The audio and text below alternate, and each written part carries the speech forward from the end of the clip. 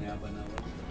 Sir बात करेंगे, इस समय लोगों के कानों में देखा जा रहा है कि कुछ बजने की आवाज़, सनसनाहट जैसी आवाज़ आ रही है। कैसा सांकेतिक होता है, क्या कुछ होता है, इसके क्या रोकथाम रहते हैं सर?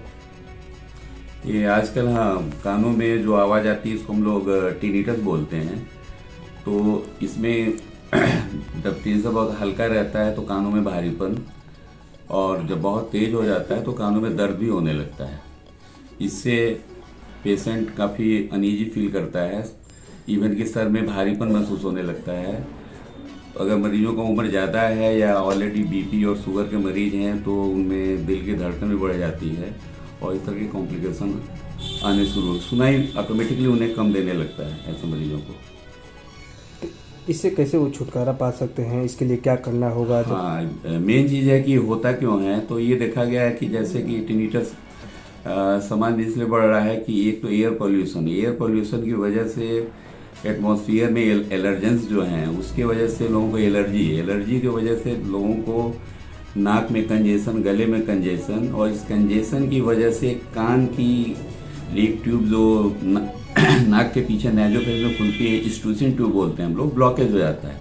उस ब्लॉकेज की वजह से कान के बीच का हिस्से में सूजन आ जाती है, फ्लूइड आ जाता है।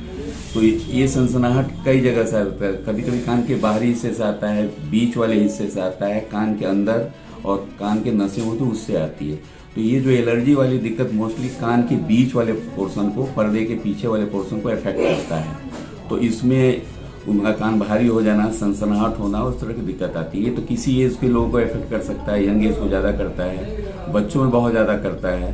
तो इसमें है कि इससे हमको बचना है, इस एलर्जन से हमको बचना है। मास्क लगा के आप बाहर मार्केट में निकलें, सड़क पर निकलें, और बाकी उसके लिए एंटी एलर्जिक डॉक्टर सलाह लेकर के ट्रीटमेंट हम लोग करते हैं। तो इसमें काफ़ी सुधार हो जाता है और इसमें सक्सेस रेट बहुत ज़्यादा होता है।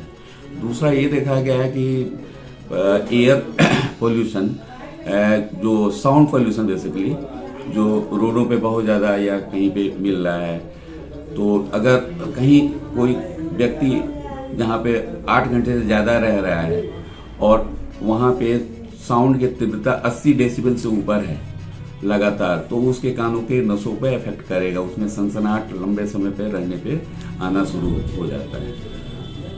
इसमें ये जो डैमेज करता है कान के नसों को, ऑडिटरी नर्व को डैमेज करता है, डिजेनरेशन करता है। तो इसमें सुधार के चांसेस भी कम, क्योंकि डैमेज भी धीरे धीरे करता है, इसलिए इसमें रिकवरी के चांसेस भी बहुत कम हो जाती है। तो ये हम लोग पहले इसकी अपनी इन्वेस्टिगेशन करके बना लेते हैं कि वजह क्या है, किस वजह से हुआ है, किस पार्ट को इफेक्ट कर रहा है, उसके अकॉर्डिंग उसका इलाज किया जाता है। नहीं, हम अब यहाँ पे बैठते हैं। कहाँ पे सर?